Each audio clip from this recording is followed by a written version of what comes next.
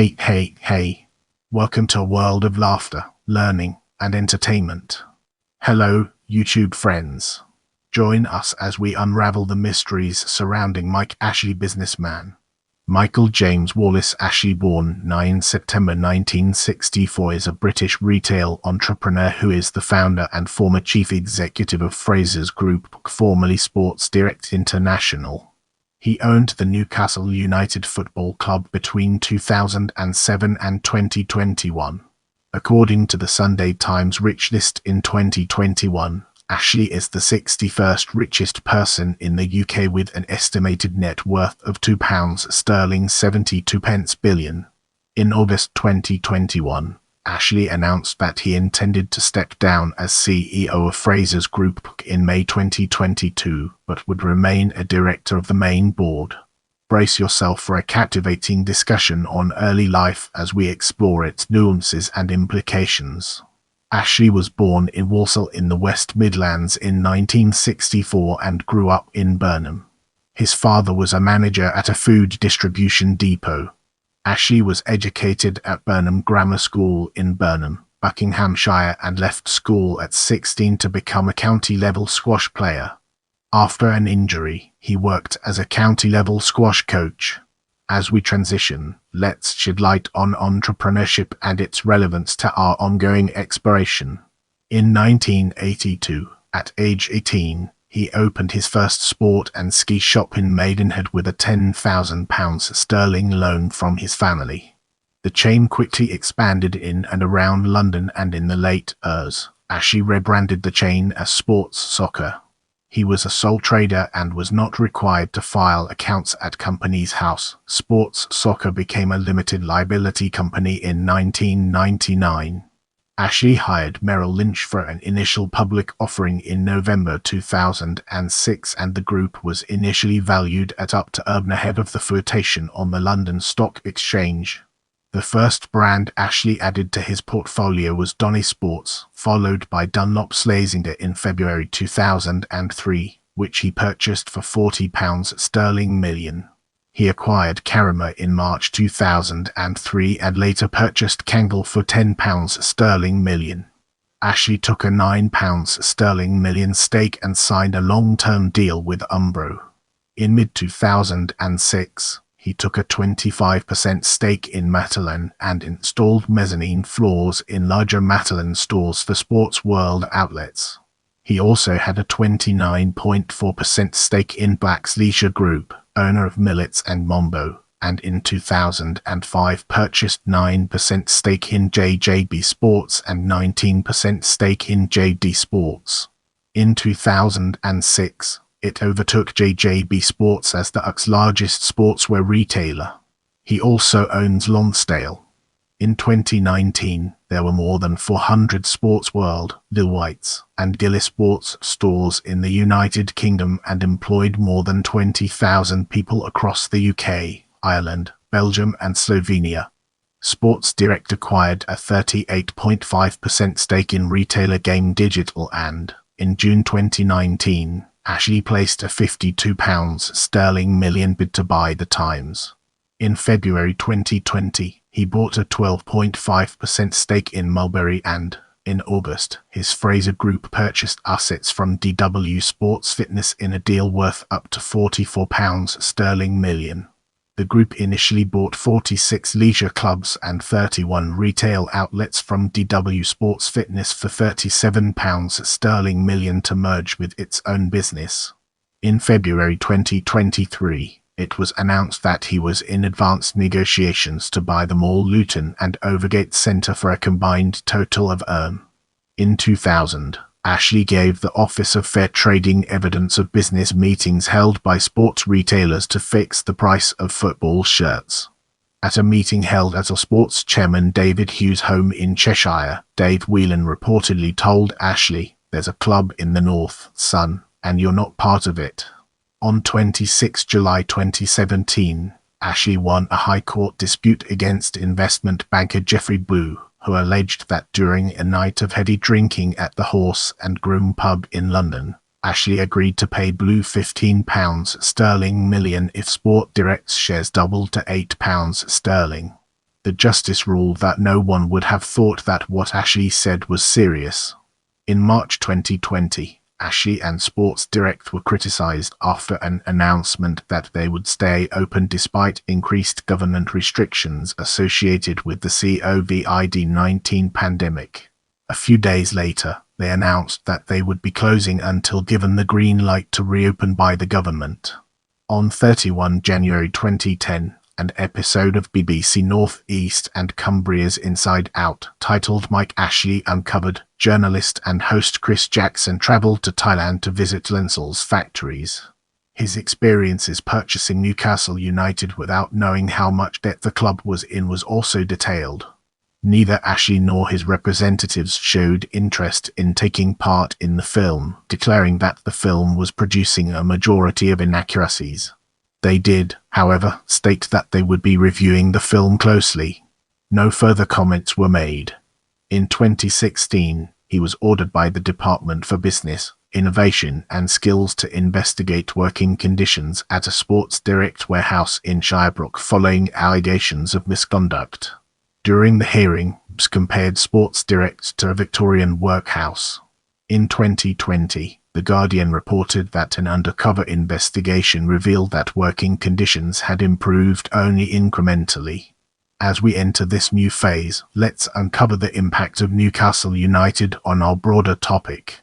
On 23 May 2007, Ashley bought Sir John Hall's 41.6% stake in Newcastle United at £1 per share for a total cost of £55,342,223 sterling via his company Street James Holdings Limited under the terms of UK takeover law. Purchases of more than 30% of a company require the buyer to offer to buy remaining shares at the same or greater price. On 31 May, it was reported that the Newcastle board were considering Ashley's offer and, on 7 June, Chairman Freddie Shepherd agreed to sell his 28% share to Ashley. By 15 June 2007, Ashley owned a 77.06% stake in Newcastle United, on course to withdraw the club from the stock exchange, having surpassed the 75% threshold required. The following month, Ashley paid around £134 sterling million to acquire the remaining 22.94%, making him sole owner of the club. He paid off large sums of debt inherited from the previous owner but was criticised for not doing due diligence when buying the club, as he subsequently revealed he had been unaware of issues such as the upfront payment of club finances, including the Northern Rock sponsorship and the presence of outstanding liabilities for long-past player transfers. Ashley installed Chris Mort as chairman and gave him the responsibility to run the club. Meanwhile, Ashley watched games from the stands among other fans. Sunderland publicly refused to give Ashley permission to wear his team shirt in the Stadium of Light corporate box for the Tyne-Wear Derby on 10 November. Instead of dressing up for the game, as is customary, Ashley watched the game from the stands with other Newcastle fans as usual. Ashley's popularity increased further with the return of Kevin Keegan as manager on 16 January 2008 to replace the unpopular Sam Allardyce. On 30 August 2008, Ashley was shown on live television drinking beer while with fans in the away stand during Newcastle's game against Arsenal in London, contravening Premier League licensing rules stating that alcohol may not be consumed in sight of the pitch. Ashley subsequently received words of advice from the police during the game. A Newcastle United statement said Ashley had been given the beer and told that it was non-alcoholic, despite the fact that Emirates Stadium does not sell non-alcoholic beer. On 2 September 2008, Ashley learned that Keegan was allegedly sacked by managing director Derek Lambiers after expressing disdain with director of football Dennis Wire's interference in team matters. Keegan's official resignation on 4 September led to prolonged protests from fans, who dubbed Ashley and Wise the Cockney Mafia. The League Managers Association advised the club to develop a structure to satisfy Keegan's replacement and to avoid damage to the club's image. Ashley put the club up for sale on 14 September, one day after the first home game since Keegan's resignation, which Ashley did not attend. He acknowledged the fans' anger and stated that he had the utmost respect for Keegan and no longer wanted to subsidize the club, as he believed it would no longer be safe for him or his family to attend matches. He appointed Joe Kinnear as temporary director of football, replacing Wise, as he began his search. After a trip to the Middle East, reportedly to solicit potential buyers, Ashley handed responsibility of the club's sale to a London law firm. The Newcastle United Supporters Club, an organisation meant to properly represent fans' views to future board members, was established at this time, and there was an increase in interest of whether it was feasible to have a fan buyout of the club. On 28 December, Ashley announced that the club was no longer up for sale after no acceptable buyer was identified. In January 2009, interim manager Joe Kinnear was offered a full-time position at the club, but suffered heart trouble in February and took leave from the club. On 1 April, Ashley appointed Alan Shearer to assume Kinnear's duties. Shearer, however, was unable to achieve more than 5 points from the 8 games played under his charge. On 24 May, Newcastle United was relegated to the Championship. The following day, Ashley apologised to fans for mistakes made throughout the season and praised the staff, including Shearer and Kinnear, for their efforts. Ashley began searching for a buyer again in August and September 2009. Local businessman Barry Moat reportedly opened negotiations with the club, but these fell through. On to October, a Premier League arbitration panel found the club guilty of constructive dismissal, and Ashley was made to pay Keegan £2 million compensation plus interest for his mistreatment during the time at the club. The club was off the market again by 27 October, and Ashley put an additional into the club. This move was criticised by fans, as he had stated the week prior that he regretted the purchase of the club and felt he never had the required stance and knowledge to own a football club. In this statement, the club also announced they would be attempting to sell the club's naming rights to the stadium in an effort to pay off debts. This move outraged fans, who argued that the club would lose heritage if the name was changed. A few days later, on 4 November, it was announced that Ashley's Sports Direct would sponsor the stadium, rebranding it the Sports Direct at St James Park Stadium until the end of the season. Criticism from fans mounted on 6 November 2010, when manager Chris Hutton was sacked and subsequently replaced with Alan Pardew. Ashley assumed the role of managing director following the June 2013 resignation of Lambiers. Lee Charnley was hired as his permanent replacement in 2014. On the final day of the season, Ashley gave his first televised interview to Sky Sports, 8 years after buying the club. He stated that he would sell up, but only when the club had won a trophy, quickly reiterating that qualifying for the Champions League would also count. With Steve McLaren's appointment as head coach, Ashley stepped down from the Newcastle United board of directors. Within 10 months, McLaren left and was replaced by Rafael Benitez, and Ashley gave another interview where he reiterated his regret about buying the team but admitted that he was wedded to the club. He also felt that Benitez was the right man to keep the club in the Premier League. The club was relegated for a second time under Ashley's ownership at the end of the following season after local rivals Sunderland beat Everton. During the final stages of buying the club from Ashley in April 2020, a consortium consisting of PCP Capital Partners, Reuben Brothers, and the Public Investment Fund of Saudi Arabia received notification from the Premier League that they were required to undertake the owners and directors test to prevent corruption. The document detailed its long-running legal case against Barclays in particular. 2 months later, the consortium pulled out of the buying process, citing the prolonged delay from the Premier League to communicate a decision as the catalyst. Ashley was then engaged in various legal battles with the Premier League after Newcastle United released a statement saying that the club and its owners do not accept that Premier League Chief Executive Richard Masters and the Premier League have acted appropriately in relation to their conducting of the owners and directors test. On 7 October 2021, the consortium finalised the £300 million purchase of the club. Now, we shift our focus to other clubs, a topic that deserves our attention.